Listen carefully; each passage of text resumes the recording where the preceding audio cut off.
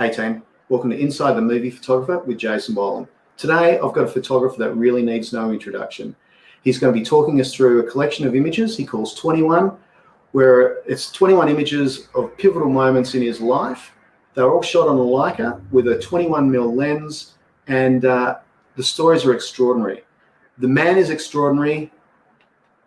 He makes my heart go boom. I want you guys to meet Tim Page, or as I like to call him, Big Dog. Do you want to do the 21 frame by frame or as an entity? I mean, and then like flash the pictures back through, I don't know. You know what would be really cool? Because I whenever I do my little interviews, I say to everyone that every image that I've ever taken, I can remember something from that day, whether it's a conversation I had with a friend or it's just a story about that person or whatever. And maybe it'd be really cool to, once I bring a photo up, is that whatever story comes into your head about that day or that photograph. What do you think? That sounds the go. Yeah, okay. It's good. It's a different tack. Cool. It's a good tack. Yeah. All right. Well, hey, you ready? Shall we hook into it?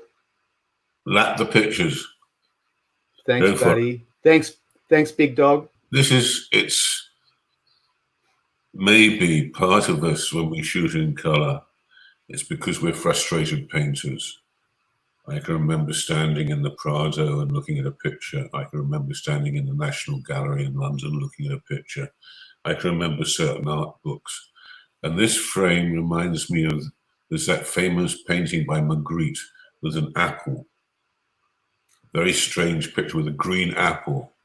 I mean, it's a Matisse, it's just bang. And somehow when I look at pictures, or I was looking through the lens, I'm seeing a Turner, I'm seeing a Modigliani, I'm seeing whatever I'm seeing, a Da Vinci, I have no idea. I'm seeing something I've stood in front of when I was a kid or when I was a teenager, or I was in a gallery on an acid trip or whatever. And somehow that image has infiltrated to the point that it comes back out. I mean, I'm not saying you've stolen the idea, you've stolen the painting, but the tones and the textures and the surrealism maybe emerges in your own image. And I think of this is actually my publisher in London, my very, very good friend Tom Neurath, who has done 5 of my books. And we regularly, well, whenever we can, play chess together. He'd come down to the cottage in Kent and with a bunch of goodies and put a bowl of hash on the table and say, right, let's look at some pictures, go for a long walk. We'd play 3 games of chess and he'd leave without even committing to doing the book, but it was being done. It was never a contract. It was all a chess agreement over a stone game of chess. And he's a master. He goes to tournaments, and he flew to Helsinki and Berlin last year to come and see me when I was teaching there. I had an exhibition in Berlin at the Kunsthalle. But he flew all the way to Berlin for 2 nights just to play chess and have a rap and get stoned and da, da, da, da. Hey Tim, just explain to us the whole concept of the 21 collection. It's 1 camera and 1 lens, images from pivotal moments in your life, right? Since 1965, when I got my big wad from Life magazine, from the first big spread I had in the magazine in Vietnam, I'd got myself a 35 on a Leica, and I decided I needed something wider than the 28 on my F, my old Nikon. And so I'd watched Larry Burroughs work with the 21. And I got a 21, and it was $370 or something quite ridiculous. And it was like a duck to water. You have to remember that the 21 is exactly 90 degrees. So you've got to balance your image, and the distortion can start to come in if you're not careful. And it means you've got to really work in close, especially for portraits. And you've got to pay attention to where things are in the frame. It's like having a super wide on a Hasselblad. It's this perfect dimension. And once, I don't know, it's hard to describe. I mean, everybody's got their favorite lens. Yeah, I love a 50 for portraits. I love a 105 for making that middle distance. I love whatever I love. But I always want to, you've only got one lens you look through and you shoot with. And you've got to make a commitment. I mean, Cartier-Bresson is on a 50, Larry Burroughs is a 35, whatever it is. You've got to make a commitment to that format because you know exactly where to go and put your feet to get the frame you want. You know exactly the distance you have to be away from. It's not a question of, moving this goddamn zoom up and down until you're happy. I look at my zooms. I've got a couple of zooms for my digital cameras. And they're all at my favorite fixed focus points. Why have I got a zoom on there? I mean, you look down and you say, well, just a minute. That's right. And you look down and it's exactly the lens you choose, be it a 24, or be it a 50, be it a 75. I don't care what it is. The zoom is set on those favorite optics. That's a good point. Yeah, you're not straying in between them. It's not like 53 or anything like that. It's like you tend to nail it on 50. Yeah, you've pulled back to that point because that's where your eye works from, or where traditionally your eye works. When I say traditionally, where your base knowledge when you first enter this strange craft, that when you first do it, you're happy with certain distance lenses. You're happy to get an 85 or a 105 to do a portrait. You anything far away, a 200 is probably good.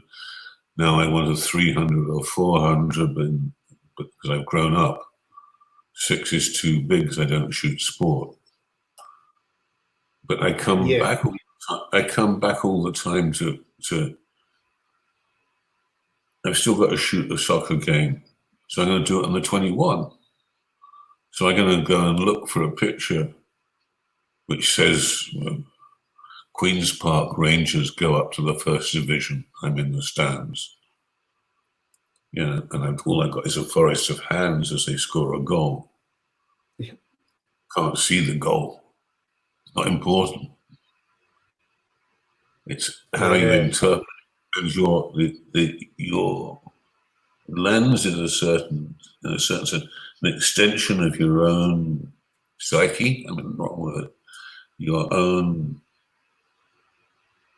If you had to bolt one lens onto your head like a cyclops, you know which lens should go and get out of your box.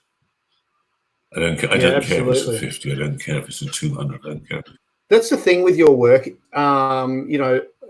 As I said before, I've known your work since the late 70s and early 80s as a young cadet photographer at newspapers, and you've always been able to take us inside an image, which is really quite something else, and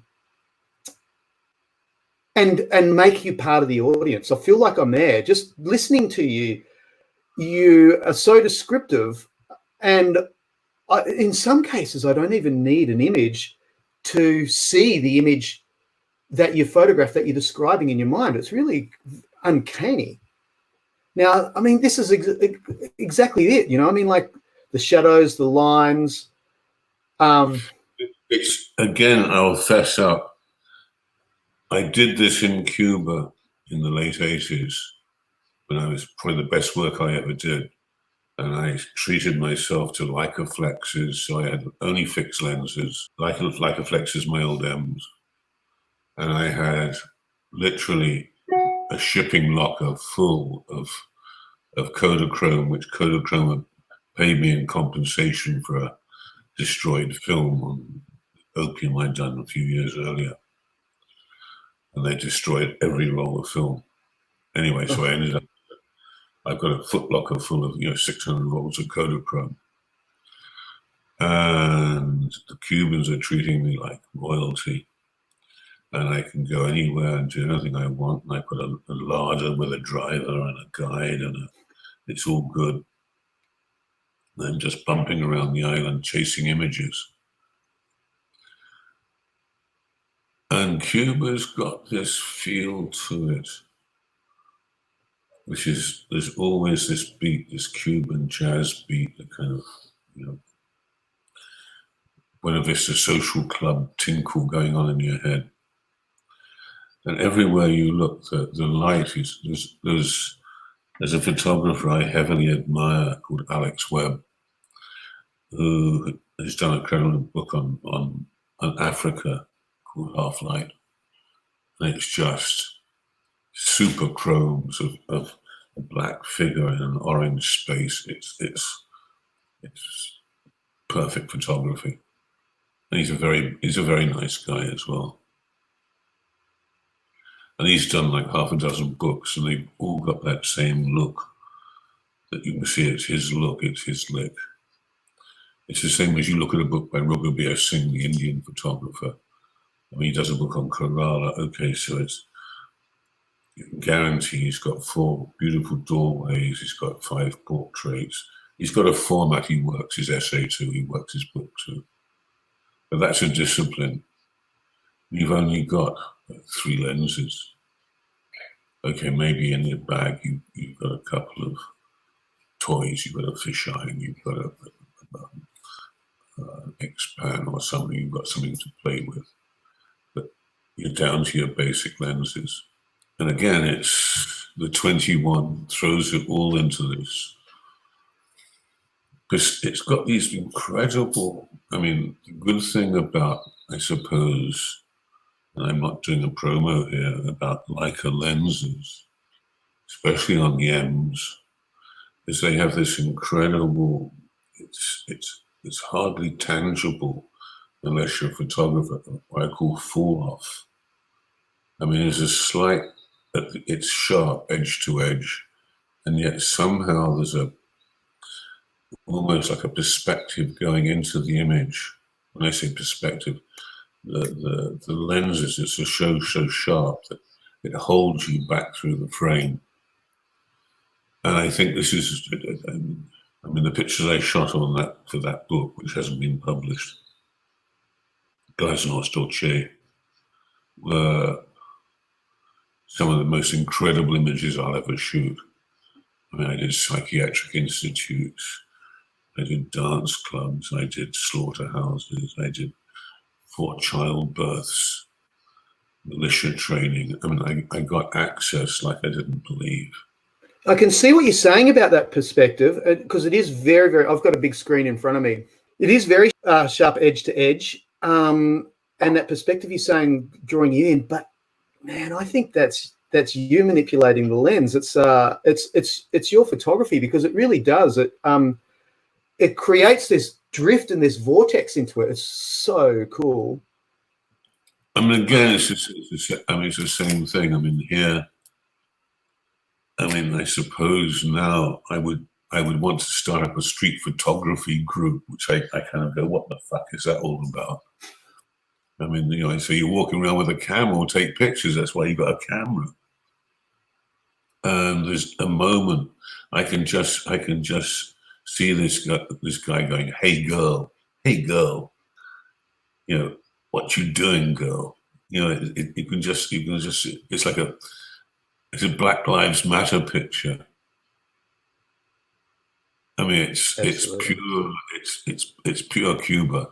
What is your love affair with Cuba? It's a special spot in your heart, right? Like Southeast Asia. I suppose there's a familiarity. It's an island state like Britain. I just, in the early 80s, I went sideways and wanted to go someplace which was Buddhist but not aggressive. And I spent 11 months in Sri Lanka, did a book on Sri Lanka. And I didn't want any more Buddhism in Asia. And I've always had a thing about Cuba, the revolution. And I remember in the early 60s during the Bay of Pigs, the British government sold the Cubans a whole bus fleet.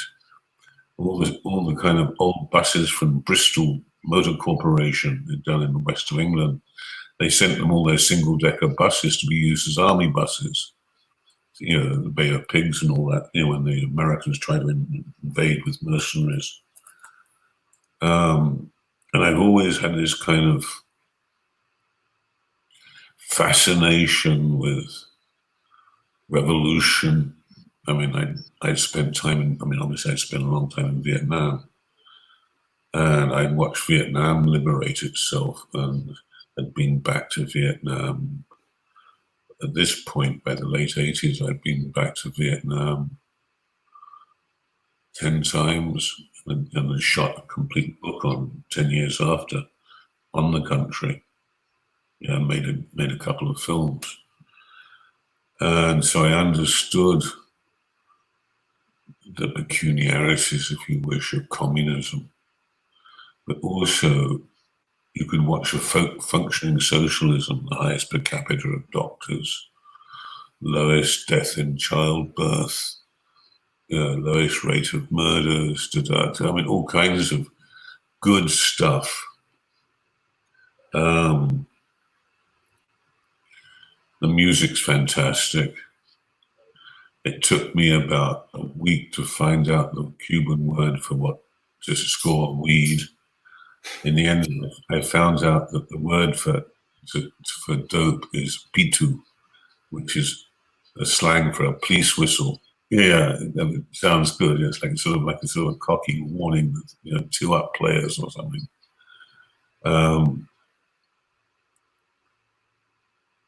And they let me have free rein. In fact, I even found out that at one point, I think when I came back for 2 months in '89, they'd actually sent an inquiry to Hanoi, to the People's Democratic Revolutionary Information Department, to see if I was a staunch believer in the system. And the Vietnamese gave me a green light, and the Cubans at that point gave me a free car,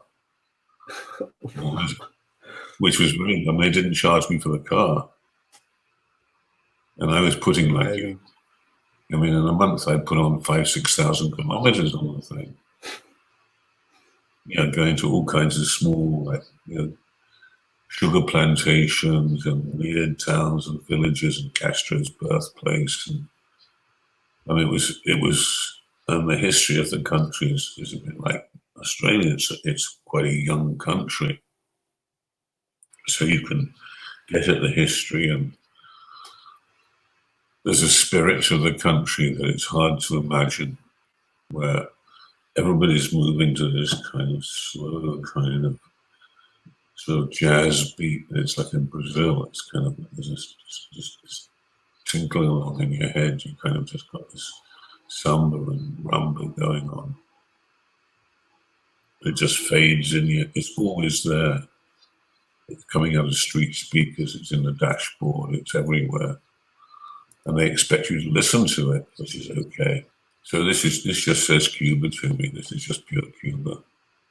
It's one of my dream destinations to go to, and I think probably for photography. I think it's funny that you were talking about Kodachrome before, because Cuba to me is Kodachrome. It's like just these rich colors and blue skies. Well, that's what I imagine Cuba to be. Do you miss not shooting film as opposed to having to shoot everything digital? Yes, I do miss film. I still have a Nikon FT2, which I will take out and use some T-Max 400. You know, I do love it. I would have liked to have set up a darkroom here for my son, but I know that would use it for a week, and then everything would just be sitting around doing nothing. But as we were talking about yesterday, I started my career in the darkroom. I think there's a lot to be said for that. Have you taught your son how to process film? No, not yet. I am going to, but he's a complete digital world at the moment. But the attention span isn't there enough for me to really get him into it. I think that's something that'll happen a little bit further down the line when he starts to appreciate photography a little bit more, or what I do anyway. I mean, his friends like it, but he's just like, oh yeah, my dad does that. Now, here's a good example of, do you take your best mate out in the field with you all the time? This is a very close friend of mine called Gary Trotter, who asked to come out to Cambodia in '92 with me. This is after the first UN moves to make the country safe again from the Khmer Rouge. We travelled around, and he was working for the Express, the Daily Mail, and had made some money in Thailand photographing Fergie, doing a paparazzi job on Fergie where she'd been staying and whatever she was doing. And we travelled around together, and we were coming back from the far west of the country and doing the first demining jobs, and having been to the Thai border, and the road had opened a bit. And we're coming back down past the town called Kampong Tom, just south of, it's the middle of where a battlefield raged for about 3 months in 1972, the Chandler operations against the Khmer Rouge. And we're in this old Toyota Land Cruiser driver. And I'm in the front seat, and Gary's in the back, Trotty's in the back. And I see this girl pedaling towards us up the road, wobbling on this old bicycle. I tell the driver, tap money, slow down, don't I, stop. And before I've even got the truck to a standstill, Trotty, who is a bit of a paparazzi, been known to do so, was out the back of that Land Cruiser, and he had two Nikons, two F4 Nikons or whatever they were at the time, with flashes on them, with big battery packs. And he was out, and he had used up 2 rolls of film in the 10 seconds it took me to get slowly out the truck, get myself together and make 3 frames with the Leica. He was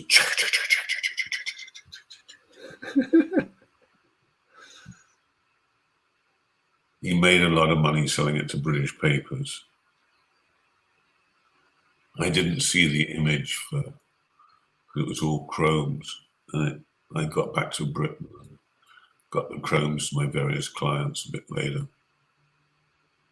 European clients, Geo and Actuel in France. The best part about the story, it's not as the picture is now being used as child soldiers and all these, it was almost like a protest picture. The real truth is her dad was in the popular forces, like dad, you know, what you call it, sort of, you know, dad's army. And his assignment was to guard a road culvert on this main road to Kampong Tom. I mean, he sat in the shade of the culvert and guarded it. Trouble is, he'd forgotten to take his gun to work. So his daughter, only in Cambodia would you wander up the road to work without your gun and sit down at the culvert, guard the culvert with a stick, maybe. I don't know. I didn't ask him. So his daughter's taking his gun up to him at the culvert, you know, like half a mile up the street. Because this is an area where the Khmer Rouge was still ambushing people. Wow. But the moral of the story is very good, Trotty. 2 days later, we're going up to another demining mission up west, another road. And he has got the worst case of the trots, of the runs. And he can hardly even get out the back door of the car and into the monsoon ditch to lower his tacks, and he's sensitive. So he missed, for the next like 3 days, he missed every picture on the road, which was like machine gun emplacements and lines. So there was That's payback. a classic. Not payback. There's certainly a little bit of karma there with with his clients using the image to illustrate a non-truth. So, hey, he belonged in that ditch for a couple of days. Color's not great. Actochrome. Don't like actochrome. What was your favourite film, Tim? I suppose I suppose the best results I've had have been from Fuji. When the light is good, the Velvia is fantastic.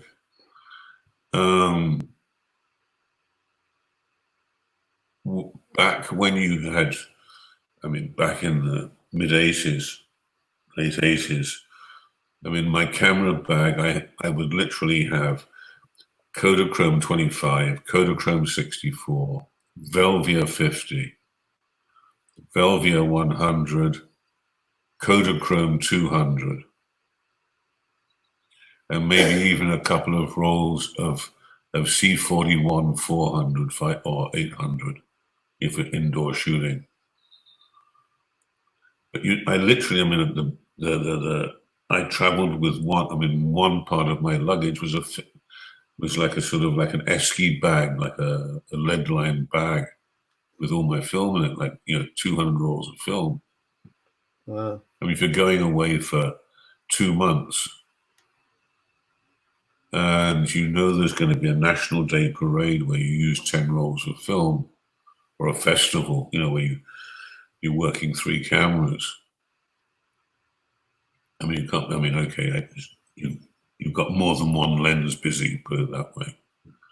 You've got your 21, but you've also got maybe a 180 for shooting nice portraits. Yeah. And then you've got a 50 for close-in portraits. Depends on your rig. Depends on the gig. Hey, do you going back back to the 60s and 70s, would you like to have the technology that's available today, or would you not change a thing and still shoot it on film 21 on the Leica? I still shoot digital as if it's different types of film, and always a bit surprised when it doesn't come up to what I expect it to look like. There's tones in film which you don't find in digital. It's like looking at a painting. There are tones in a painting which you can't reproduce and make that painting into a poster. Okay, it still looks good as a poster, but it's not the painting. There's a look to chrome or to color that is different digitally. Maybe I'm being over fussy, over critical, but it's. This is code. This is quite early. This is 1980. So this is Actochrome. And this is Actochrome 125, which was, kind of a little bit better than 100. But the Actochrome high speed just blew out into a kind of almost like an Agfachrome gray and blue. It wasn't comfortable. Yeah. And this is you can see from the shadows, it's the middle of the goddamn day. Okay, I can't see you using a fill flash. I don't do fill flash.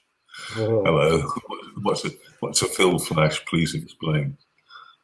I know, let's just completely change the light. Okay, and here is the mystery.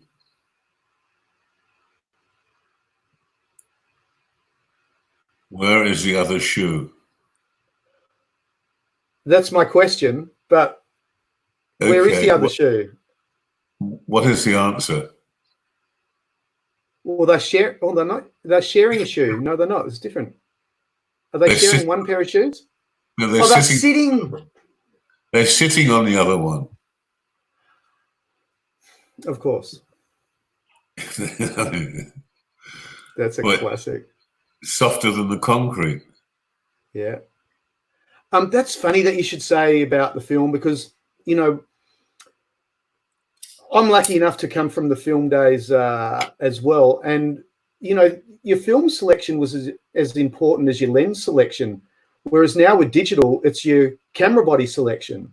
It's a strange way that it's all sort of gone around. But, you know, I remember the same thing, what you're saying with, you know, Velvia and Kodachrome and stuff like that. It's like, you know, I like the greens in the Fuji and the yellows in the Kodaks.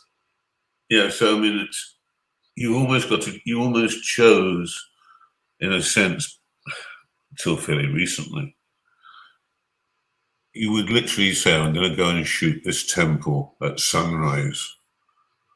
If I shoot it from this angle and I get this amount of sun, that can be a Kodachrome. I'm going to go back inside the interior of the temple and I want some of the stonework and then the sun shining through. You'd want it on Fuji or whatever. I mean, it literally, and I suppose why I love shooting books, because you'd do different, it was like you had different paintings. Each particular frame became a painting. You know, is it an oil painting? Is it an acrylic? Is it a watercolor? What is it? I think we're frustrated painters, but I mean, can't make money as a frustrated painter. I agree with you there, and you know, quickly back to the film. I mean, each manufacturer, each different style of film had its own personality. But onto the grandmasters and the painters, I'm the same. I go in to my wife's from Berlin, and I'll go into the gallery there, and there's this German painter I really love, which if you haven't heard of him, I'd love you to check him out. Schenkel, right? And he was also the architect of, you know, Museum Island, you know, where all the museums are in Berlin. Yeah. He designed the buildings there as well, but he does these beautiful landscapes that are backlit, and it just looks like a photograph. And it's well, they are the original photographers, I guess, laying down an image. And they're hanging where? At this gallery? Yeah, they're hanging in. I'll send you the link later because he's really worth having a look at. And I remember just going through, and every time I'd see one of his images, I'd be to my wife, "That's a Schenkel." And still now, when I see it, I know whose it is, because he's a wonderful, wonderful landscape painter and architect. But the way that he just used the light was more reminiscent of a photographer. Mm-hmm. Well, if I could make a living as a painter, maybe I'd go back to it, but I'm not going to make a living as a painter. Here's a fluke picture. Well, not a fluke picture. Here's a picture you don't often get to do in a war. It's not often you can be in a place at a weird moment when somebody or people are doing the same thing over and over again. This is in May 1968, and the war has slowed right down. I mean, Tet Offensive, mini Tet Offensive. Everybody's exhausted, too many dead, everything's blown apart. And the Americans decided to close down the Marine base called Khe Sanh, which was this isolated base up in the hills and on the Laos, Cambodian, North Vietnamese border. Right out in the middle of nowhere, like a Dien Bien Phu, an isolated post. And the idea was they were going to attract all these North Vietnamese divisions and annihilate them, work the other way around a bit. Anyway, the battle was, the camp was relieved, the North Vietnamese got bombed, and they decided to abandon the place.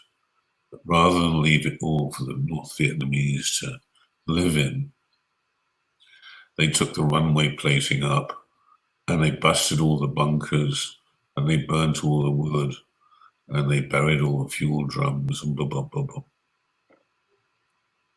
And on the perimeter, the Marines were gradually slicing up the sandbags on the bunkers and then just throwing the dirt everywhere, except that every 5-10 minutes, the North Vietnamese would remind them that basically they're only there by their largesse, and would fire in 2 or 3 long-range 120 millimeter, 130 millimeter howitzer shells or some mortars. And so all these poor fuckers had to dive for cover into bunkers which they were gradually breaking up. Oh. And since they're working, I mean, it's hard work breaking up bunkers. So none of them have got their flak jacket, their armor vests on or helmets. They're just, they're working in their, utilities and t-shirts and smashing these just the whole perimeter is being smashed up. And all the good stuff, like the plating for the runway and the mechanical stuff, is being dragged out on trucks and convoyed to the coast. And I got in for a day to do a story on the destruction of the base, the last part of the whole. I mean, David Douglas Duncan shot an incredible book on Khe Sanh. I mean, 2 photographers lost their lives shooting it. I mean, it went on and on and on, and was, foolish. And then in 1971, when they invaded Laos, they had to rebuild the whole thing and get it ready to rock and roll again. And this is like standing under, well, you can see I'm standing just below these silly buggers, and I'm just sitting there winding on. And they're going, "Hey man, you sure it's going to hit the lens?" I said, "Don't worry about it." I mean, sometimes you just got to, you got to waste it, Yeah. Oh, man, your work just blows me away. There's so much personality. It's just like, honestly, I just feel like I'm there when I'm looking at these. It's like it's behind my, it's embedded in my memory. Hey, now you shoot a lot of slow shutter stuff. Do you have a preferred shutter speed, or is there a shutter speed that you try not to go over? You basically, there's horse fast instructions. If you've got Tri-X in the camera, leave it on 250. If you're out in the sun, there's shadow over there, f11. If it's really super bright, f16. If there's shadow all over the place, f8. If it's deep shadow, f5, 6. As soon as you move indoors, put it down to 125. Right. With the range of color film back then, we didn't use, because of the speed of development, Kodachrome was very rarely, people who came out on assignment for Geographic might shoot it, so they're going to take all the film back with them. You're shooting for a weekly, like Knife, Look, Technique, and Post. You shot Ektachrome, which could be shipped, be back in New York in 20 hours, and through a process in about an hour and a half, 2 hours, which limited your range of film to basically Ektachrome 64, Ektachrome 125, and don't get me wrong, maybe in 1969, they brought the first 200 in.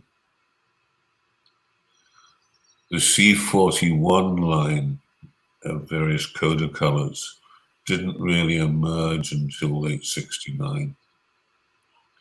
So the advent of the photo machine, throwing film through the C41, didn't really come into the mid-70s. And people were just starting to switch to that different emulsion.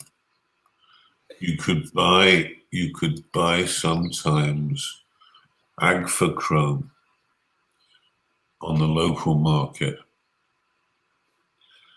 I don't know how much agfachrome was shot, but everything looks like it was made in the Ruhr in Germany. It has this kind of blue-grey patina. I was never a fan of the Agfa film, and the emulsion was so thin. I had struggled getting it onto my spools. It always looked like it was going to be the Battle of Dresden or something. You know, I expected to see a T-34 tank coming around the corner in the frame. It had this real kind of, you know, not like, I don't need it to look like the inside of a steel mill. It was a very disappointing film, and Fuji didn't get into the act. It was Konica film, but Konica really didn't come of age until they got heavily into the C-41. So that's about 10 years later. It was basically, Yeah. There was Kodak and Agfa, and Ilford didn't play much. Ilford didn't really venture too much. They rebranded the Agfa film, the color film, the Ilford chrome. It was just an Agfa film rebranded. Ah. Ilford made beautiful papers. Oh my gosh. Now, I was quizzing you on your preferred shutter speed as well, because you shoot a lot really slow shutter. Is that because of the films that you were using? No. Or it's your design, that's right, it's your style. I mean, you went out in the field with probably no more than 20 rolls of film, mixed color, both 64 and some 125. You treated the high speed stuff and the higher speed stuff as if it was plus X. So you kept the speed on 125. If you're shooting tracks, it was on 250. As soon as you put the 64 in, it meant a lot of the time, if you're trying to shoot a portrait, that you're going to have to twitch down to 60 to get that extra leniency. The trouble is, or the issue becomes at that point, that if the shit hits the fan and action starts, will you remember to put the camera back to 250 for it's out there, it's bright, it's horrific, it's something horrible going down. It's action, so you actually need it on high speed.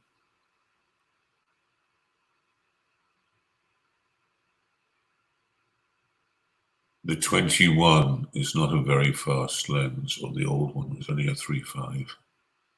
Much better piece of glass than the new one.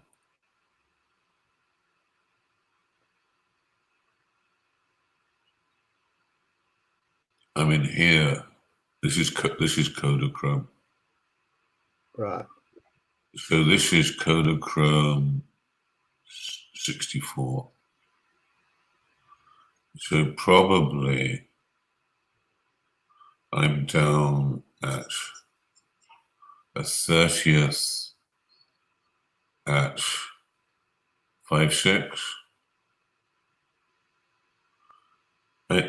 It's hard to tell you, I mean, to look at the picture and say this is the exposure, this is the speed. There's an automatic thing. I mean, I never had a light meter. There was never an automatic mode on a camera until the FE2. You remember the FE2? Yep. I mean, oh, the joy of an automatic. What the hell is this? On an M Leica, I mean, until you get to the M6, M5, there's no light meter. It's all here. It's all in your head. You're automatically going, okay, I need 125 at 5.6. You know exactly. You tell me the ASA of the film. You show me the light, and I tell you what the speed is, and I tell you what the f-stop is. okay, sometimes you're wrong, and you've got to, you know that you've got to have to push that roll of film. Yep. But again, if you're doing a book, you know you're going to photograph these ancient scrolls. I mean, these 5-century-old pieces of ola palm, and they don't bring them out often, and they're not going to bring them out in the sunlight, out in the porch. It's going to be it's in this cave, dark, cave temple. So you've got to play. I mean, okay, it's not, I guess, if geographic rocked up today, they demand that it was taken out on the balcony and photographed properly and da. But back then, things were massively different in terms of getting at sacred objects. And, you know what I'm trying to say? Yeah, no, absolutely. I have to say, I want a 21 mil. Huh? It's I want a 21 mil. It takes you in there. It's like it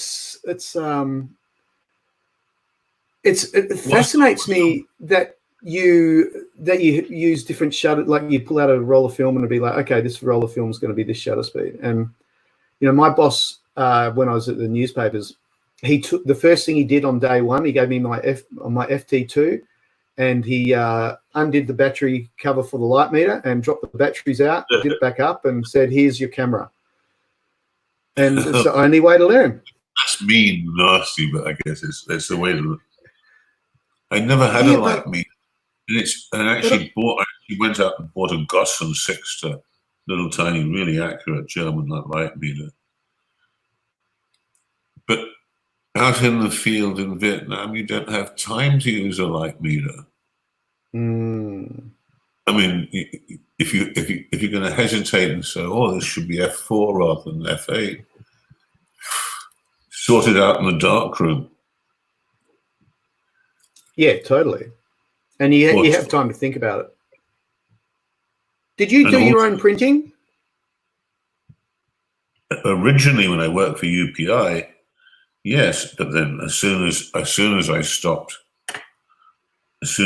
working for the wires, I didn't do any more printing. Didn't need to. Here's a good example of what we're talking about, light. I go in to take a pee into this shack restaurant, place called Kampong Chenang, 93, 92. And I got the Leica around my neck.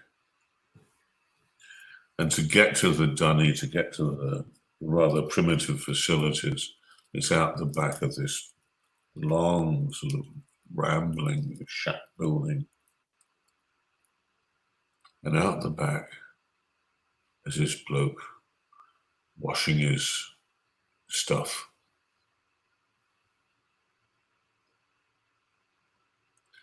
The pig's obviously destined to end up in somebody's dinner somewhere inside the restaurant. I love the fact the pig is actually standing in his own tucker. If you look in the back of the picture, the backdrop is bricks. It's progress, a building. He's a mine victim. He's got a new prosthetic leg. By the 1993 standards, it's not a fiberglass one like the new ones, but I mean he's got a fairly new prosthetic leg. And you've got bullet scars in the palm tree.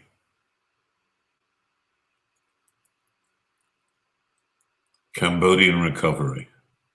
Well, you've got every element you need of disability, minds, prosthetics, food, reconstruction.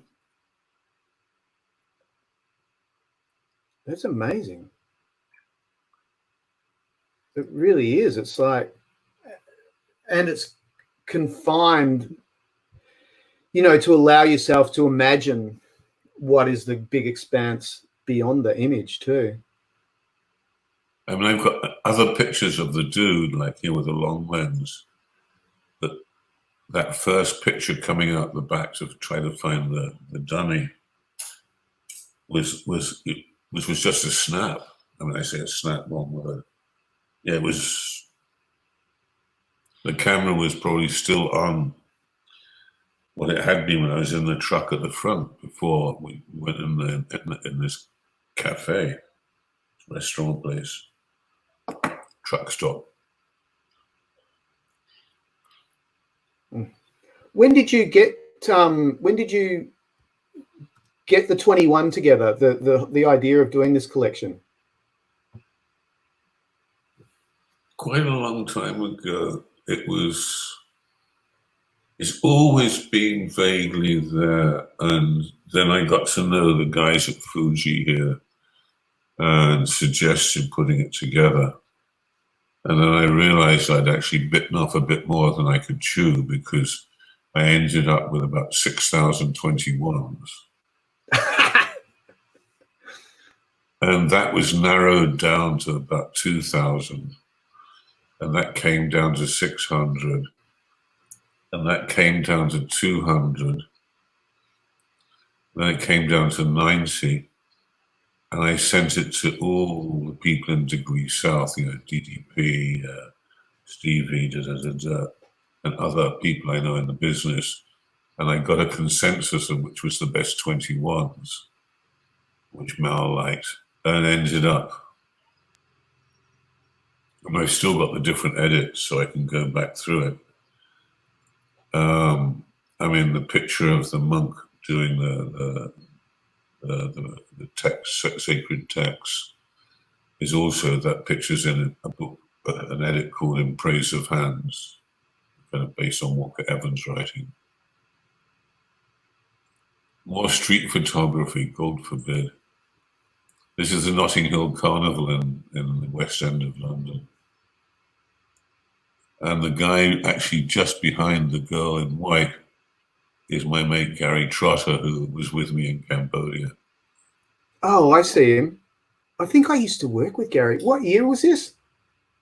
This is the Notting Hill Carnival in 98, 99, 99 maybe. I was in London 87 to 90. 87 to 91. So I'm sure that we probably would have crossed paths. He was working the Fleet Street then. Yeah, it's classic. He looks so familiar. I'm going to have to check it out. Too silly. But it's about walking around feeling, it's that whole, I mean, the Makribu, the kiss picture, it needs to be said. Hey, with those six, you started at around 6,000 images. How many images did you print or have digitized to then go through?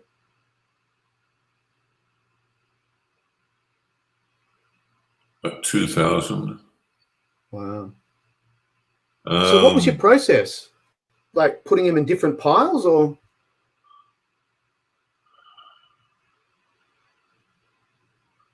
Started life on a projector, I mean, because they were all slides. And then just looking and just narrowing it down, it becomes, I don't know, what felt as though the punter might like it. And having said that, a number of the images, I mean, like this one, have become iconic, and this frame was the last frame in Sam Peckinpah's movie Cross of Iron about the Second World War. And he has like his protest pictures at the end. And it was used by the 2 or 3 rock groups at the end of their show. And it's become a metaphor, I suppose, for most of the minutes. Again, I hate to say it. I don't hate to say it. The second book I bought after the family of man was Capa's Images of War. And there's a picture shot in there towards the end of the book where he covers the return of the Jews to the Promised Land, to the Middle East, to Israel. And there's a picture of a Jewish girl with a jug in a very bleak, Middle Eastern situation. Mm. And that image had locked in my head from when I first looked at the book back in distant years ago. And this was actually shot the first day after the Israelis kicked all the Bedouin out of the West Bank, which they'd occupied in the Six-Day War when they took over Jerusalem, they took over the West Bank. And they literally rounded up all the Bedouin nomads. I mean, they lived on camelback and tents and in a few establishments. And they herded them all together and chased them with half tracks and drove them across the Jordan River into Jordan. And the Jordanese didn't know what to do with them because they're basically desert wandering folk, a tribe. So they moved them lock, stock, and barrel to about 120 kilometers east of Amman, out into the desert, to an old RAF emergency strip for the Second World War, Dawson's Field, or Mafraq. And it was there that later the PLO blew up, hijacked all the different airliners and blew up all the airliners in a circle. Pan Am, Swiss Air, BA, number 4 airline, I think it was. And this was the first day that they dumped all these people out the back of trucks, and the Jordanian army had given them a bunch of obsolete tents. There wasn't a drop of water out there. Or maybe one pump and one tank, and that was it. And it's a bit too hot, ectochrome. This is where he wanted the 64 rather than the 125. Yeah. Hey, did you ever use filters? Did you use polarizers or anything? Or it's just a la natural, that lens, bang? Every lens, on every lens, I had a UV filter, but it was less for the photographic effect. It was there for lens protection. Mm-hmm. You couldn't afford. I mean, if you lost your UV filter, I mean, helicopter dust, mud. You didn't need it on. I mean, the Nikon lenses, I mean, especially the 105 was really prone to it. They're held together with literally self-tapping, like screws, which are almost like triangular in shape. Mm-hmm. And they rust through. The Leica lenses are put together with phosphor bronze bolts. They're not a screw, they're a bolt. And it's phosphor bronze, it doesn't rust. I mean, to take a Leica lens apart, you need a proper jig and to hold the thing and so you can get the helicals together. With a Nikon 105 or a Nikon 200 f4, you sit there in the field getting the thing slotted back in, and you've got a little tiny tin somewhere with extra screws because you'd be walking along and the whole like lens element would drop out the front end, clomp. I mean, there was nothing that you replace. I mean, I must have gone through in Vietnam 5 or 6 105s. Wow. And 4 200s. Great lens, though. Oh. No, but I mean, but absolutely, but they were only like the f4 200. I've still got one. They were only $125 in Japan.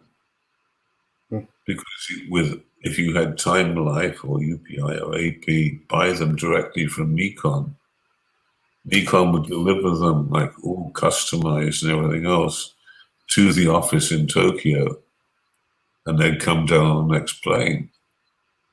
So but the turnover of kit was just, there was nobody else in the business. I mean, okay, the odd person had a Pentax, odd people had an Alpa, a left-hand camera.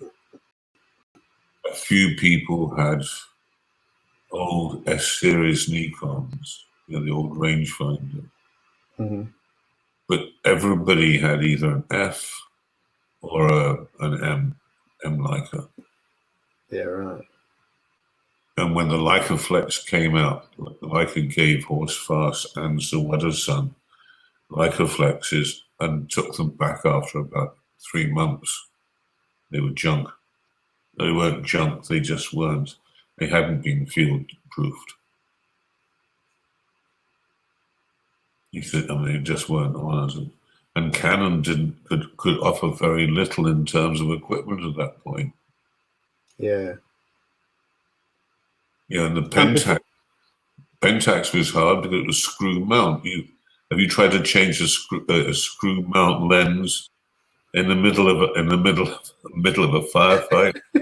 Put a 200 on when you're sitting there like, I mean, it's not honest. It doesn't work. I forgot they were screw mount. Oh my gosh! Remember that?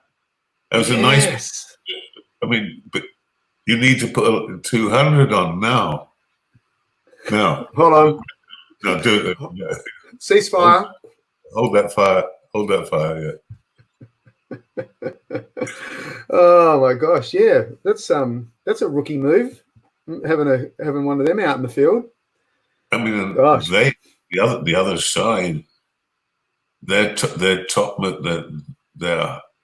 topmost camera was a Praktica, East German Praktica, or they had a Zenit. Oh yeah, I remember that was Zenit. Zenit, yeah. I mean, it was, they always thought they were going to be Leica, didn't they? Yeah, no. I mean, you need like 3 people to wind it on. It's like a larder, like trying to shift a gear on a larder. Before I was a Nikon ambassador, I always wanted a Leica, but I could never afford one. And it's a lot of the guys in my industry now use them, and the ASC. They're pretty cool because they do all these limited edition cameras and that. Limited edition branding cameras. It's really rad. Oh, this just blows me away, this image. The thing about them is they were built to take virtually punishment that nothing else could survive. You could pound a tent peg in with it. You can open a bottle with it. Wind it on, it's still going. You could shuffle, wind it on. Okay, to reload the son of a bitch in combat, where you've got to drop the plate off, take out the bobbin, you've got the film with it, and get it lined up and put back in. You get quick at it. But it's not something you want to be doing if it's monsoon time and there's a lot of water about. If it's anything to do with a helicopter in the vicinity, reloading is not a wise move, simply because the dust, it works around the sons of bitches. It's driven at hurricane force and will penetrate every notch of your gear. It just infiltrates. This is an example of the chopper is taking off with King Sihanouk's son, Ranariddh. This is during the UN run elections in 1993. And the idea was that all the candidates would get a chance to go out in the stumpings and go out in the polls. but the government, Hun Sen, wouldn't let the other candidates have helicopters from the government fleet. So the UN gave Ranariddh, the royal party, a chopper to go out and do the hustings. And he's just given a speech up on a podium up on the right here.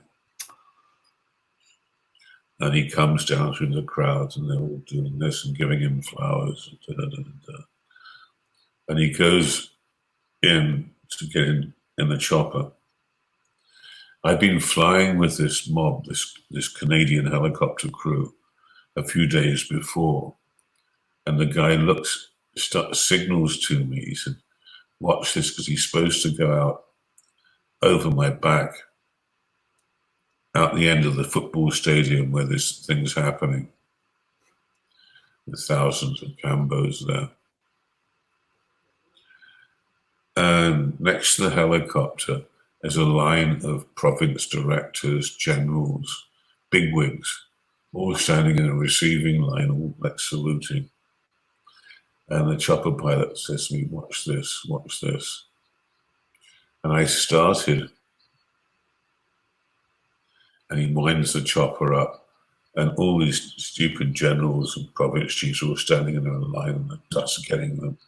So I take one picture of them, and I turn around, and I shoot a long lens, an 80-200 picture of the people down, right in the middle of the picture. The people who are squatting down have got the squatters right here. So it's a tight picture in that, right in that little bit in there. And I stand up, and the chopper is starting to lift off. I can feel it on my back. And I drop the 80-200, and I run forward. So I am literally 3 meters, 2 meters in front of the crowd, and dropped down to a squat. And I got off 3 frames as the chopper went over the top of me. And I didn't see the results. The film disappeared to London for the Observer magazine.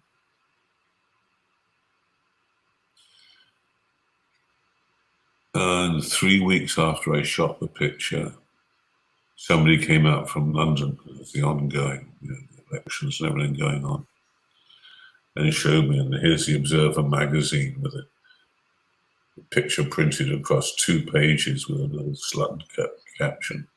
Life magazine picks it up and runs it 2 pages. Barry Match buys it, Stern buys it, and then a bunch of guys in London, Reportage, Julio Eckhart and Carlos Garitas, made it into a poster. We did 500 posters, and that maybe 8,000 quid. Oh. And then it got second prize in the Missouri, this, that, and it just kept on. I mean, it's probably that I probably have made from that image. I've probably made close on 100K. Wow.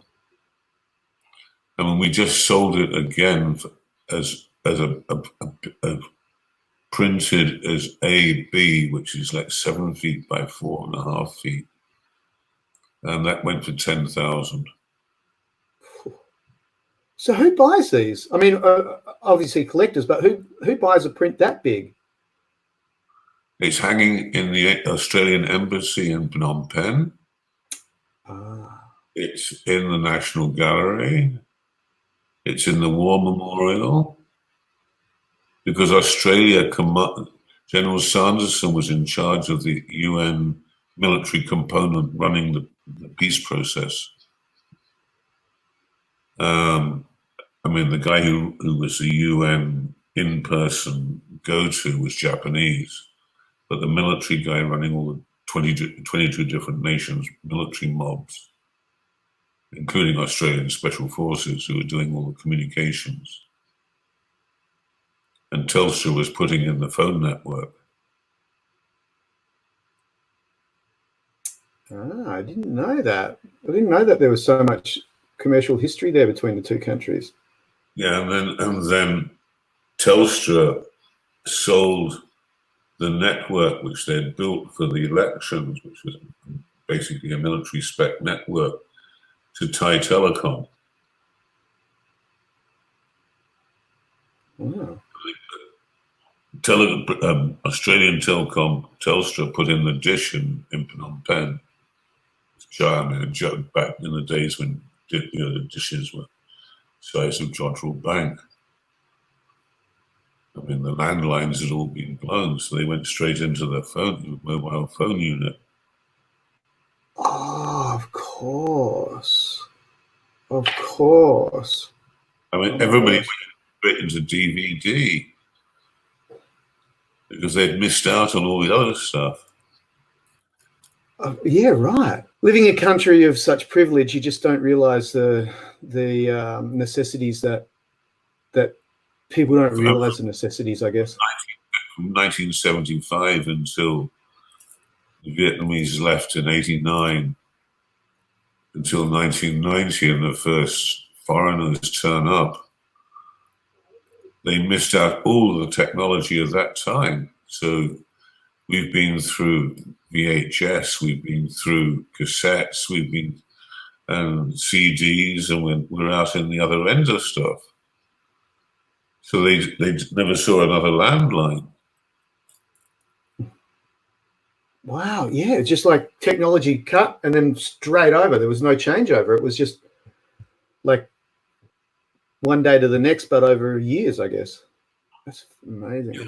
I mean, it took I a bit love of this photo. people to get a mobile. Here's another. This is actually part of a triptych of. In the background, there is the world's largest helicopter, the Mi-26, a 9-bladed Russian monster the size of a Chechen barn, which can lift 110 ton. It's staggering into the air full of rice for refugees on the Thai border. And this is crossing point number 6, a place called Banti Mean Reet. And there were all these kids who were all squatting in the shadows of the rotor of this giant beast. And as soon as it started to crank up, and it's a very dodgy helicopter. It's the only helicopter which can't auto-rotate, which means it's a flying brick. Yeah. If it loses power, it has no way to recover. Your average helicopter can auto-rotate. I mean, will land. It's a hard landing, but it will come down and can land safely. This helicopter has no chance at all. It can't auto-rotate. Is it twin engine or single engine? It's a twin engine powering a blade. The rotor is 9 blades. It's like a Potemkin helicopter. Must make a hell of a noise. I'd love to have a listen to that, actually, because all the different helicopters with the different blade numbers, they all have their own signature sound, don't they? There are 4 people on the flight deck. I mean, all sitting there with primitive controls, yokes. I mean, it's unbelievable. And you climb up the side of the fuselage to get in just underneath the cockpit, and strapped onto the next to the door was a bubbling samovar with like a little gas lantern underneath it, blazing away. That's amazing. I mean, it's enormous. It's like walking into a warehouse in the back with like a factory, like gantry going down the top, which can lift like a 30-ton generator. Is that what it was used for transportation of heavy vehicles and things like that? After the election and during the election, they needed power out in all these remote parts of Cambodia that had never seen anything. And so they flew these giant jennies. massive, great, diesel jennies, and they could get 2 or 3 of them inside this beast on this kind of construction girder down the middle of it, and they would, and they would be used for a lot for moving, big trucks into parts of Cambodia which had there were no roads into a lot of the country, but there'd be a township with a local road system and a track into Thailand or Vietnam. And so they'd fly in a couple of big 4x4 trucks, Russian 4x4 trucks, to get the mission going, so they could, build a camp for all the local folk to come and vote. It was a massive effort. So is he taking cover from the rotor wash here? Well, he and his 2 brothers started to run away from the rotor as this thing started to climb up, get up to rotor speed. It takes about 2 minutes to warm up. What? I mean, I've never seen a blade move so slowly. I mean, frightening. And to be inside of one, I've flown twice in them, and they're just, it's not a good experience. Oh, really? No. Why is that? Is it just you just don't feel comfortable in one of them? Does it feel like it should be flying? It's primitive. It's like imagining, like a larder with a rotor on the top. I mean, have you been inside a Russian aeroplane? Yeah, I've seen inside of them. Yeah, and I'm actually thinking in my head at the moment is like a World War II submarine or something like that. And you get into, I mean, I was in a Tupolev 24, which had been former East German Luftflug plane, which the Vietnamese had got. And the emergency thing next, I was on the emergency window, which was very dodgy, and the pop rivets gone. And there was a hole that said, like, for Hilfe, rescue. And inside this hollow bit of fuselage was a knotted rope, which pulled out a knotted rope. I don't know what you can do with a knotted rope. Hang yourself. Yeah, exactly. I'm not good at all. How many languages do you speak? Sorry? How many languages do you speak? I speak French, or used to speak it very well, bilingual virtually. And I can read and write it, and I've done TV programs in French. My German gets me through Bosnia, where German was the second language because of all the Gastarbeiter. I say Bosnia, the Balkans. I can understand and grumble about in Dutch and in Lao. And Lao gets me okay in Thailand with a giggle. And 400 words of Vietnamese. Less of Khmer. And my Urdu used to be reasonably good, the lingua franca of India and Pakistan, but that's completely vanished. Italian, I lived there for a year and a half and clueless. And the Spanish they speak in Cuba is not like the Spanish spoken in Spain. Like, it's similar. And I could understand enough to get about, so it count. And get some weed. Me too. You remember the important stuff. Vocabulary of 250 words, I mean, this is classic Cuba. This is the middle of old Havana. Is like something out of turn of the century, last century. Europe, 30s, 40s, 50s. Slightly decaying Southern European architecture. I mean, it has been declared a UNESCO heritage site. To improve that kind of ancient or old buildings requires a massive amount of laying of conduits, of water, of power. I watched them do this in the old city of Hanoi. And to try to rehabilitate, the Cuban don't have enough money to do it.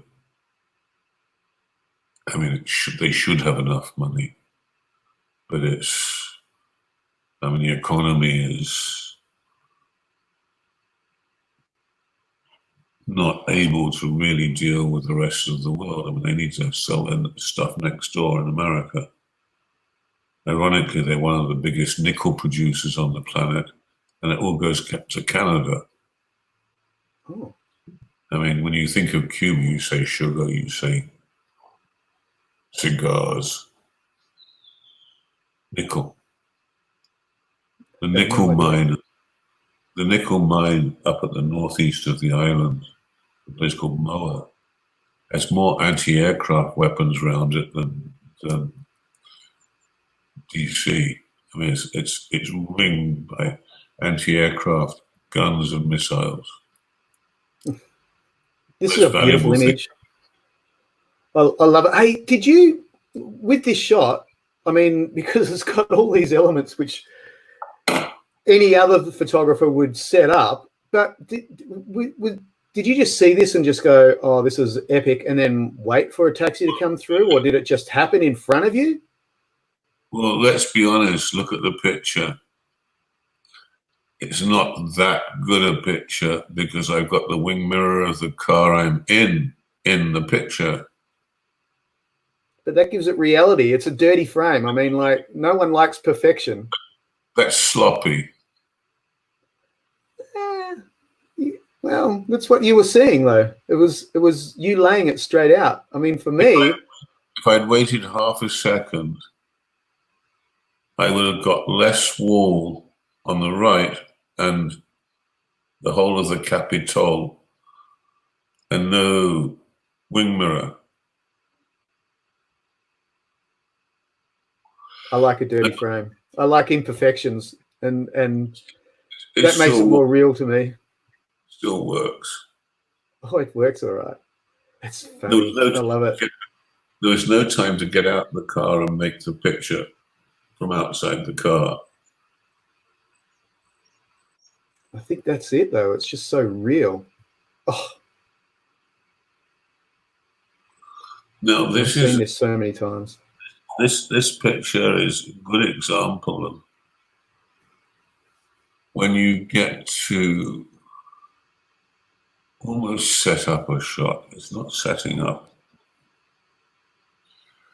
That you can put yourself in the right place at the right time to get the image you want.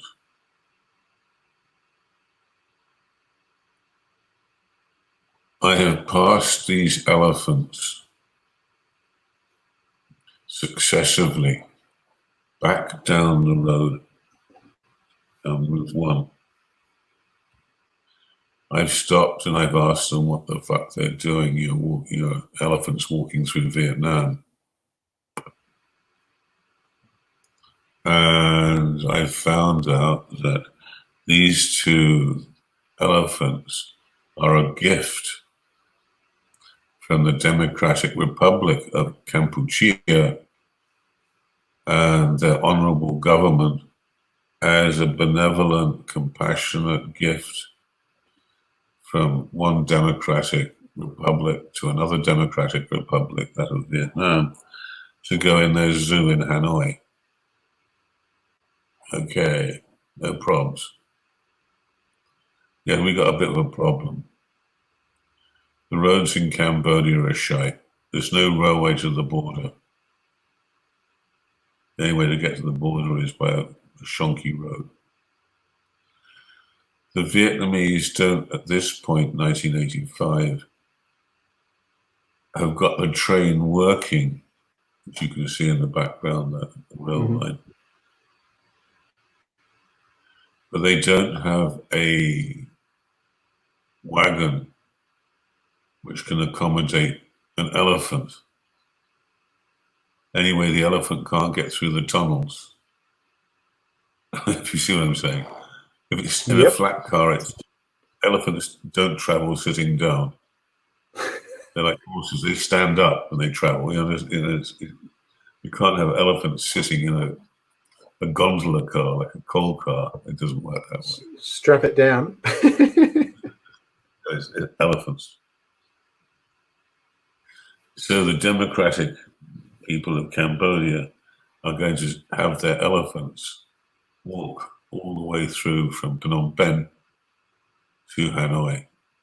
How far is that? Well, from Phnom Penh to Saigon, Ho Chi Minh, that's not too bad. That's only about 170 clicks. Saigon to Hanoi, Ho Chi Minh to Hanoi is probably closer to 1,870. Oh. Yeah, it goes up Route 1, which basically the train track follows it. Actually a bit further north than this, the train goes inland. There is a part of, well, it's going to take them 3 months, because every time they stop, I mean, they have to be checked. I mean, you can't. And there were Cambodian elephants, and the Cambodians who were, who came with the elephants weren't, they had to be, accompanied by Viet. But by this stage, the Vietnamese just figured they could get to Hanoi. And as I said, I'd passed them a couple of times. And I knew that in this particular part of Vietnam, which is just south of a place called Quang Tri, which was where the big offensive in '72 happened, which is 50 kilometers south of the DMZ and the 17th parallel, the border. And this is also the stretch of road which Leonard Fall wrote the book, The Street Without Joy, La Rue Sans Joie, where the French had fought an incredible campaign, a big campaign. And in 1972, a whole regiment of North Vietnamese tanks had been knocked out by the last B-52 strikes in South Vietnam, and by the first time that TOW, target on wire, anti-tank missiles were fired from a helicopter and knocked out tanks. The last time America was involved in the war in '72. And they hadn't been policed up even in 1985. And I'd driven past these tanks 6 times. So I knew where they were. And I'm thinking, elephant, tank. So I slowed down and stayed in the towns to the south of this place until the elephants had got up, up the track, as it were. And I waited 3 days for this picture. I was working in 3 days because I was in a way, I was taking pictures. I was waiting so I overtook them and fiddled about. There was about 4 tanks in this little tiny tight area. And I tried to figure out the best place to get the 2 elephants. That was 2 rolls of film, like in about 10 minutes. Doing a trotter. And that was good because I was able to sell a slightly different picture to 5 different clients. That's fantastic. I got a shot from the railway bank. So you've got a tank in the foreground, shot from the right-hand side of the frame up on the train track. Another one from down the bank a bit. And your signature slow shutter there with the little bit of movement in the legs of the elephant. I think that's what I don't know. Just a touch. The movement. Yeah, just a touch. It just adds some, I don't know. Oh, you know how much I love your work. We're back to Cambo again. But what I like about this is like, to me, as if somebody said, I want you to illustrate a book by Conrad, and it could be on the Congo, it could be on the Mekong, it could be on the Amazon, it could be on, and it says the Belle Epoque, the 30s, the late 20s, the height of colonialism, the up the river syndrome. I'm trying to think of what I put in there. Of Into the Heart of Darkness, the mystery trip. It's like the cover for that trip. The boat is almost timeless. The tiles are timeless.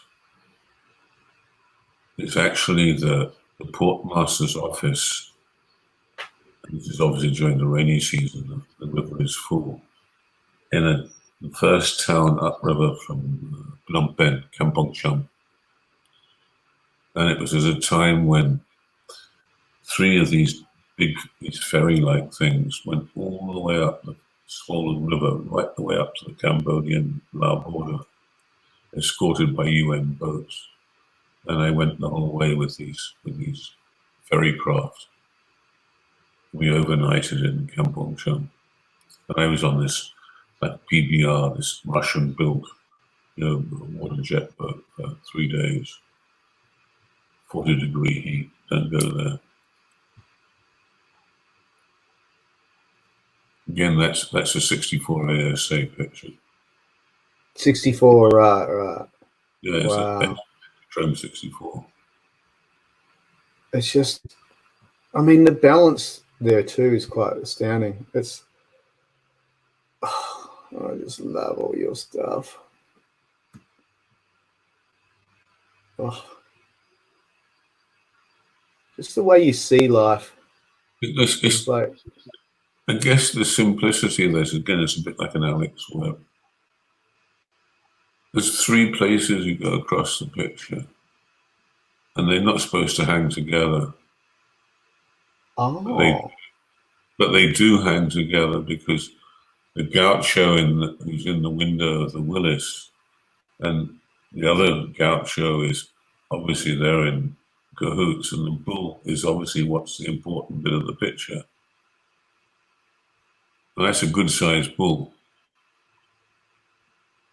A good size. That's a toro. It's just so instinctive for you, though, isn't it? It's incredible. Way out in the sticks in Guayamo in Cuba. I don't know, but on the island. Do you have any other artistic traits? I mean, you're saying before that you don't paint or anything like that, but I mean, my whole thing is I always wanted to, when I retired, I wanted to teach myself how to paint, but I don't have any other, I can't do anything artistic. All I can do is pick up a camera and photograph what I see. Painting is a different thing, sketching, whatever you want to call it.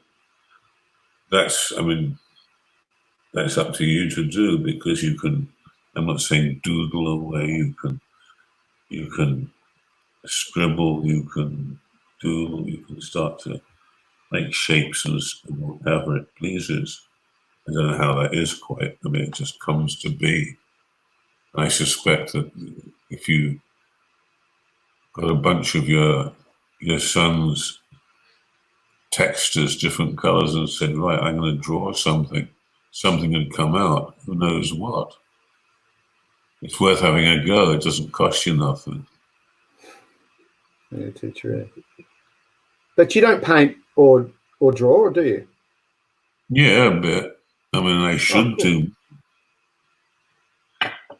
do more, but I don't do enough of it. I don't know. I mean, if I'm not taking pictures, I'm trying to write, I suppose. you're not going to make money out of painting. I mean, I'm not making much money out of photography. I mean, Yeah, we can thank the agencies for that.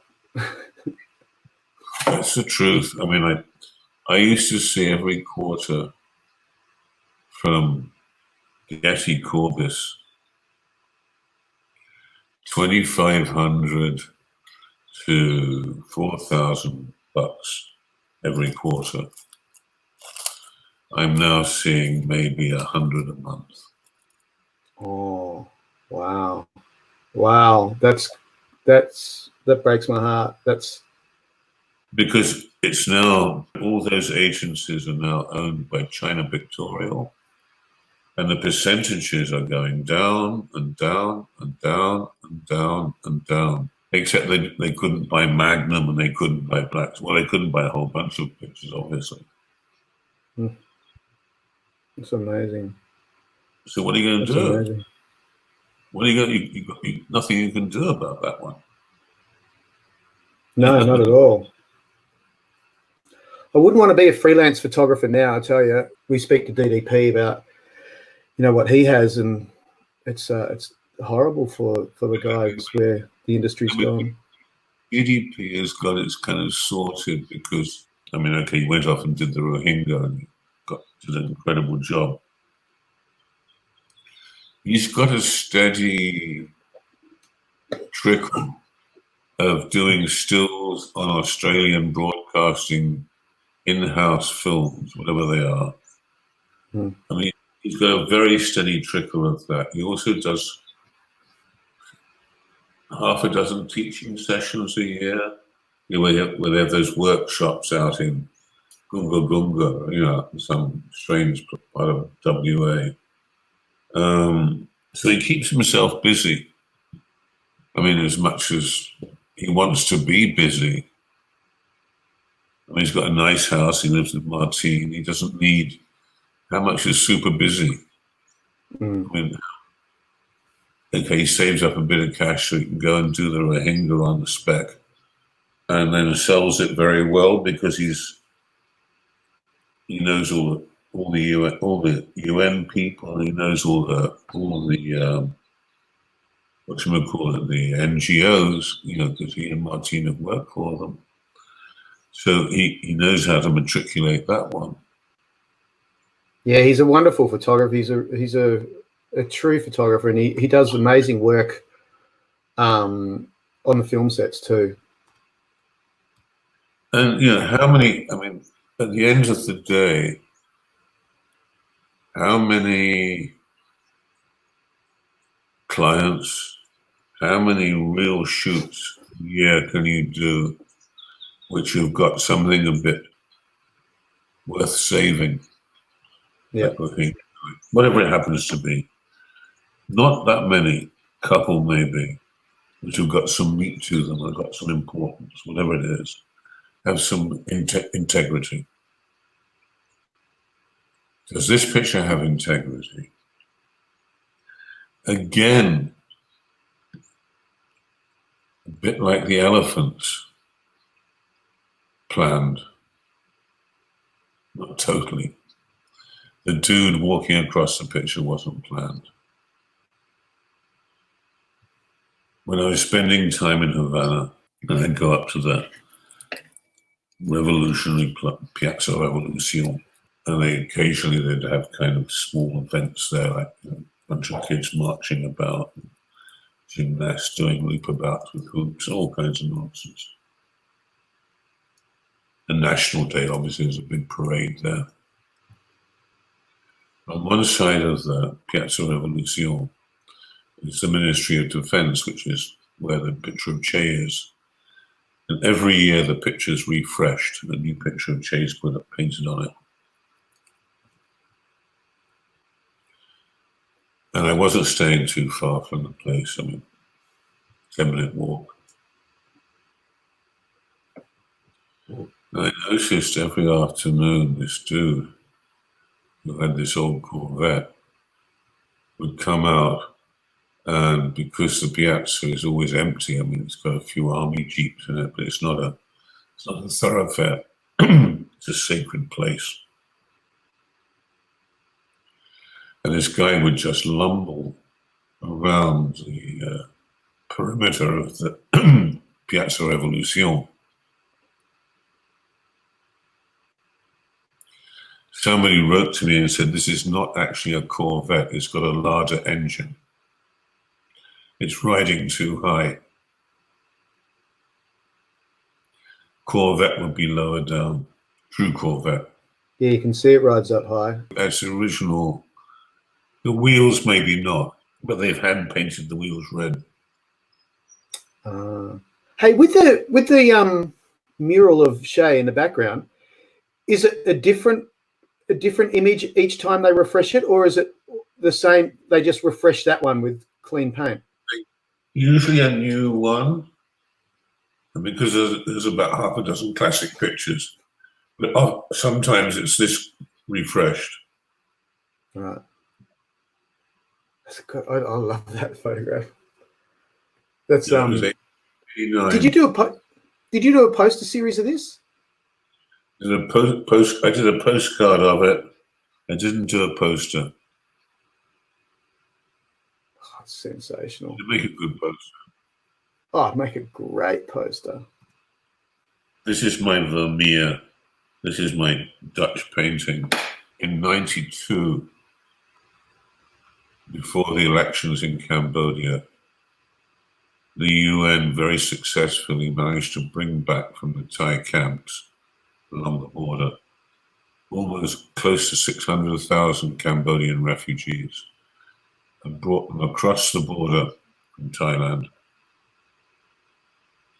and put them in buses and then on trains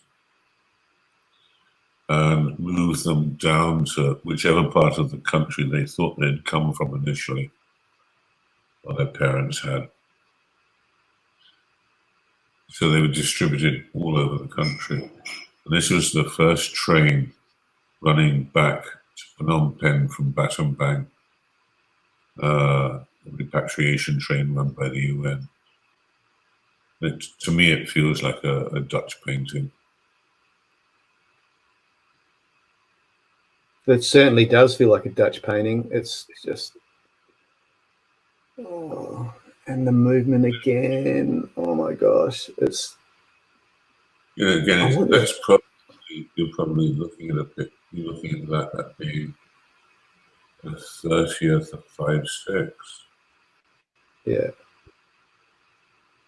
You know, on Fuji Crown 100, Belgium 100. I could look at these all day. Why wasn't it 2,100 images? We could have spent like a few days doing it, see how long we could stay awake for. Yeah, but you only need more drugs than is necessary. Oh, God.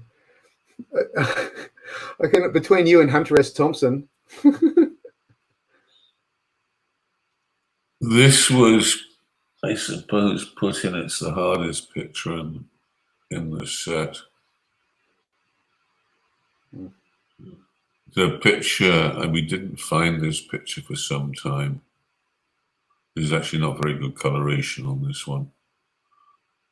And you can't see the detail on the bodies in the foreground. We can actually look at the wrist, see the wristwatch and the time on the wristwatch.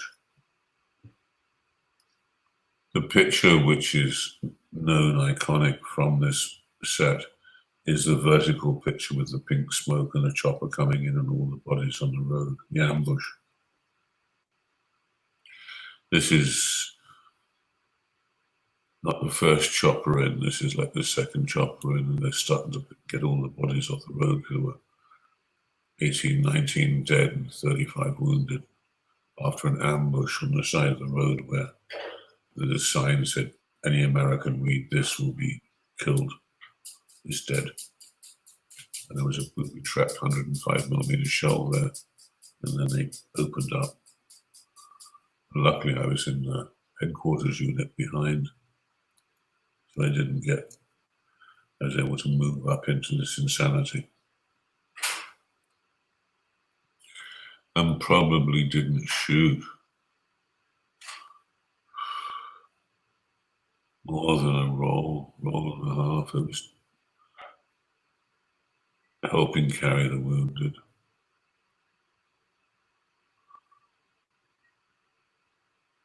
Not knowing quite how to shoot such carnage that it's the first time I'd seen that amount of carnage in a close-up spot. It wasn't like 2, 3, 4, 5 bodies. This is, as far as you can see, is dead people, and they're dead white people and black people, Hispanics, dead Americans. It's not dead Vietnamese, which is a bit different somehow. And being quite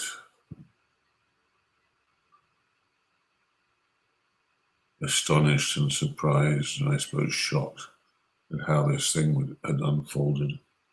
It wasn't good.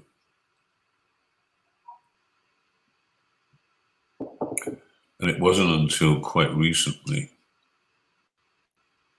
I re-looked at this slide, and although its coloration is not good here,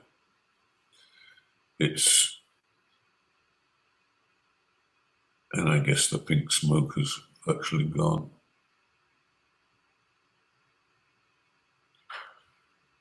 It gives that, how shall I say, when Capa said, when a picture's not good enough, you're not close enough. And there's something in that about, if you look at David Douglas Duncan's book on Vietnam, black and white, you look at Larry Burroughs, and you look at the pictures which are close. That's what I mean in Capa's pictures. It's that closeness.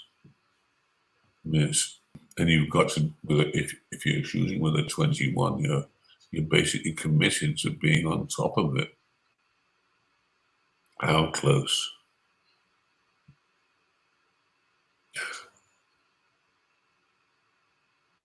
I mean, that's the issue at that point. How close do you get, or do you go back to using the 50 or the 105 and back up a bit? But if you're helping with the wounded, you're on top of it. You see what I'm saying? I mean, it's not like you've got the luxury to step back and make a different frame. I mean, you're going with the moment.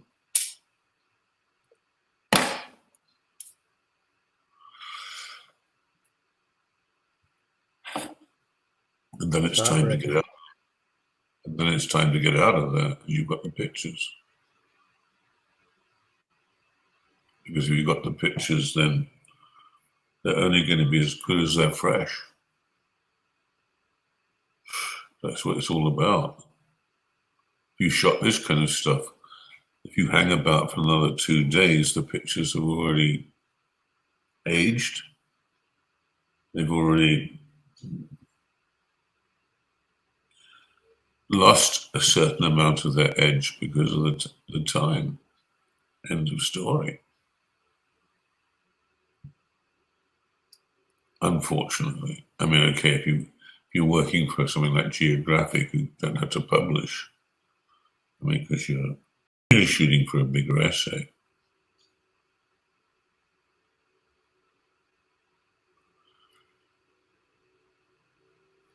Amazing. It's heartbreaking, that image. Oh, God, your stories. I honestly, when you talk, I just zone out, and you make me feel like I'm there. It's incredible. You're an amazing storyteller. Oh my gosh.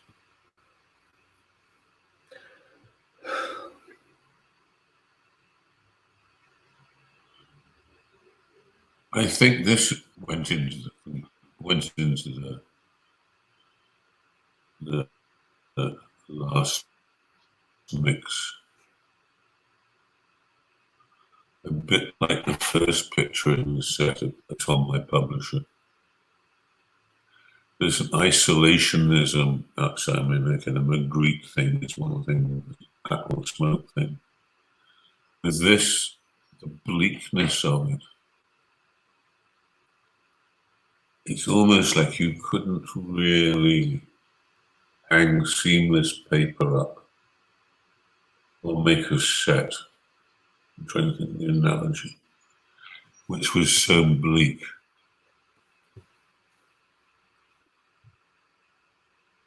This is in a town called Khe Sanh, which is in the southern Krajina of Croatia, down near the Bosnian border.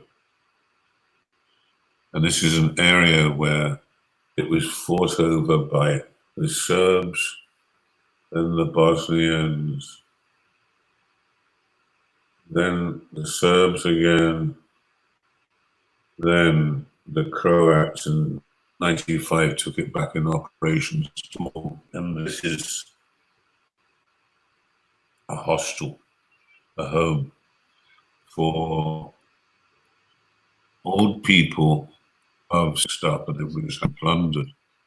And so the Red Cross, the IFRC, International Federation Red Cross and Crescent, had moved all these old ladies and men into a hostel in this, what had been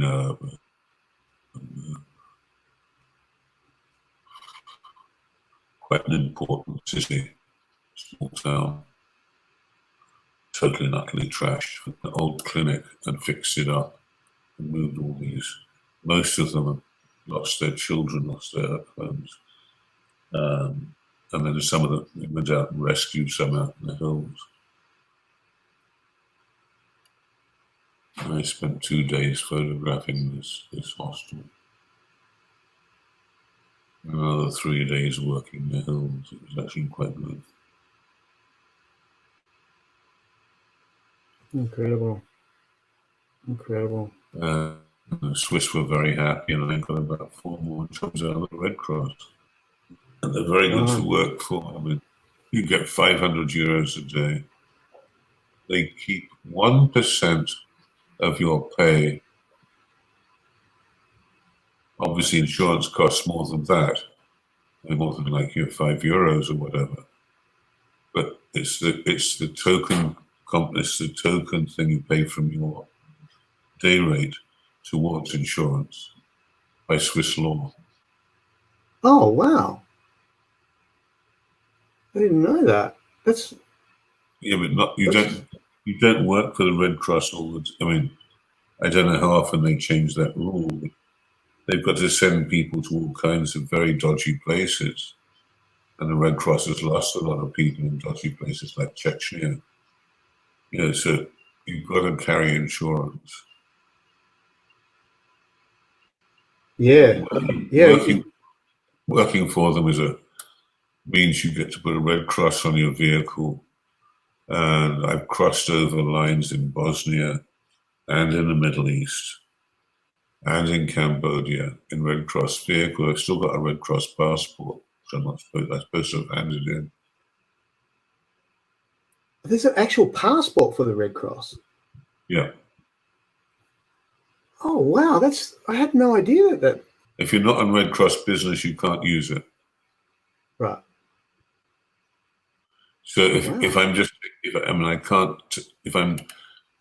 going up to Bali for a weekend, I can't use a Red Cross passport unless I'm going to Bali to do a Red Cross story. Yeah, I'm with you. Have you seen the difference? Yeah, totally.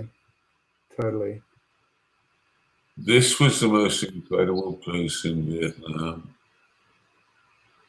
This is called Cao Don Phuong, the islands of the coconut monk. It was situated, is situated, it's still there, although not quite as schmick. In the middle of the Mekong River between Ben Tre and Mito provinces, 90 kilometers south of Saigon. And it was a sect which prayed for peace 24/7. And the sect had been started by a former chemical engineer or Vietnamese bloke, who had had a vision of mixing faiths. So he had started a neo-Catholic Buddhist church of Dao, which encompassed all the faiths in Vietnam, and mixed them up. And they all lived on coconuts. They didn't eat stuff which had Agent Orange on it. And he lived up a tower and hadn't lain down for 20 years or had sex. And a lot of the people on the island were deserters from the VC, deserters from the South Vietnamese. John Steinbeck Jr. was part of it, which was down there. And it was all the time, you can see the gongs back up there, big bell made from all melted down shells. It was gonged all the time. And then people had little gongs made from old shells. And you played 24/7 for peace. And helicopters flew around it rather than over it. There was no curfew, no weapons. And today it's become a travesty. It's got a crocodile farm there, there's massage parlors, there's a road bridge next to it. And in a little museum they've got there's pictures of us being ordained and called CIA agents. This is taken back in '68 when we first started going down. Oh wow, that long ago. There's overgrown pots, big like vase things, being scattered across this prayer dais.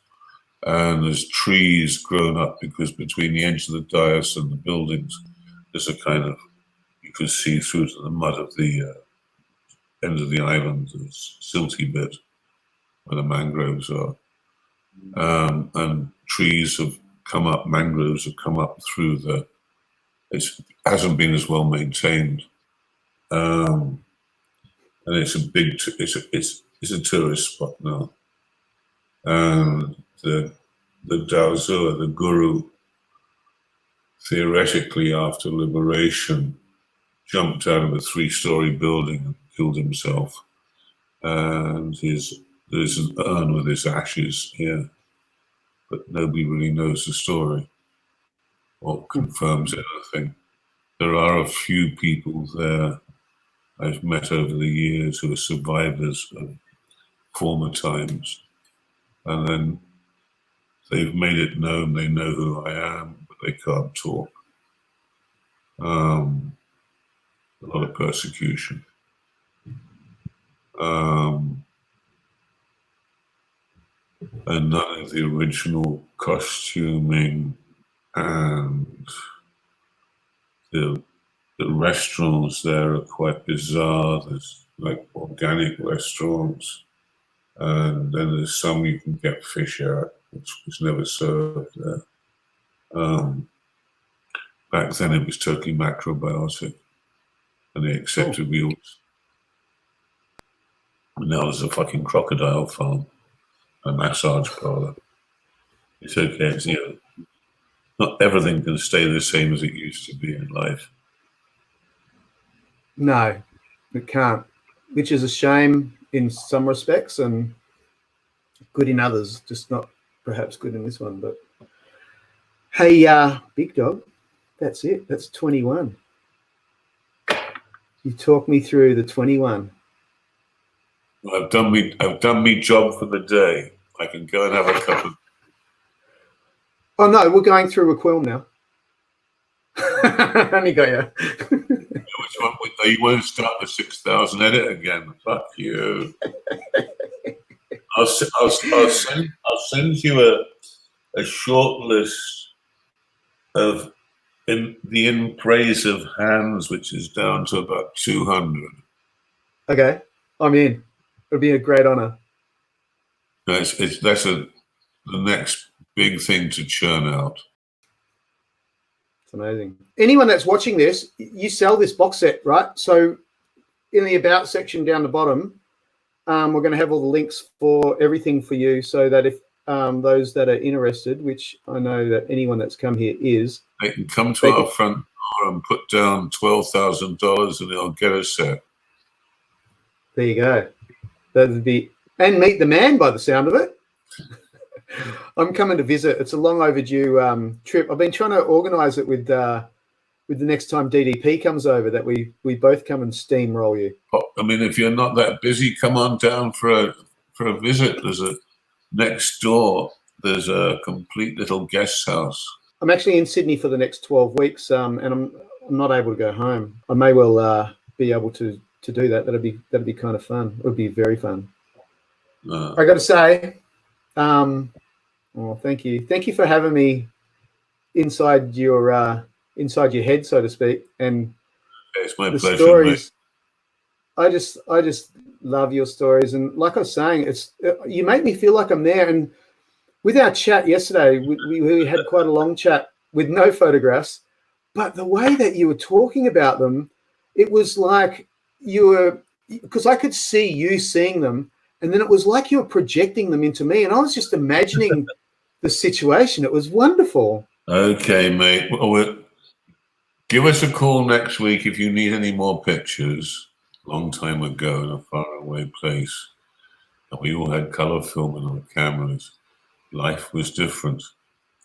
Today it is digital, and I feel like a bit like a pixel. I'm going to disappear gently, leaving behind a color frame. Oh, that's perfect. Oh, I'll make you disappear. No, bring you back. It's been a great pleasure to sit here and chit-chat away with Jasin. I have little idea what really comes out of these matters, except that we propose that we all go back a step and get into real photography and somehow believe in the image and be passionate about it. So it was great to chit-chat about. I have no idea what is a passion. I think I just saw 21 passions, and it was a big treat, buddy. There's a little pinpoint of focus on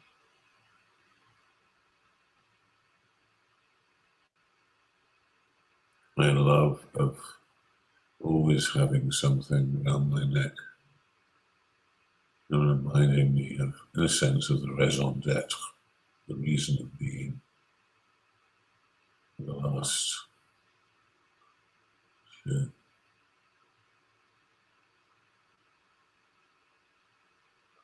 56 years of perpetual frame making, the love of doing something that has afforded me a very weird life. Thank you. Thank you.